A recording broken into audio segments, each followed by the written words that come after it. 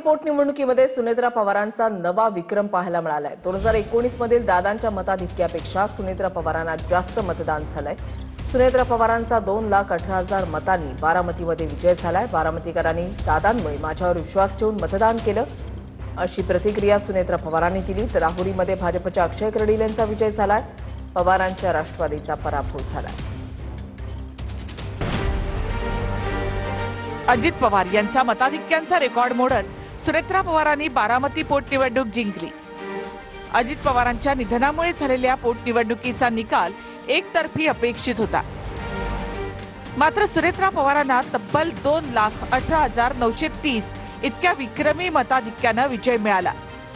दुसरीकडे सुनेत्रा पवारांच्या विरोधात जे 22 उमेदवार उभे होते त्यापैकी एकालाही 500 मतांचा आकडा गाठता आला नाही। करुणा मुंडे आणि अभिजित बिचुकले दोघांना मिळून 350 देखील मतं पडली नाहीत। बिचुकलेंना 181 तर करुणा मुंडे यांना अवघी 168 मतं मिळाली। 483 मतं मिळवणारा एक उमेदवार सोडला तर 443 मतं नोटाला पडली। उर्वरित 21 उमेदवारांना नोटा इतकी देखील मतं पडली नाहीत। सुनेत्रा पवार यांना मिळालेलं मताधिक्य देशातील सर्वाधिक मताधिक्य असल्याचं बोललं जाते।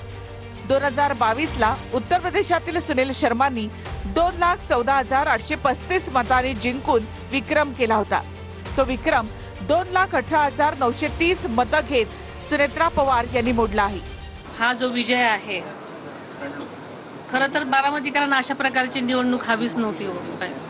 दादांच्या प्रती जी त्यांची भावना आहे ही त्यांच्या मतातून व्यक्त केलेली आहे आणि म्हणूनच हा जो त्यांचं मत आहे हे अनुभवायचं आहे।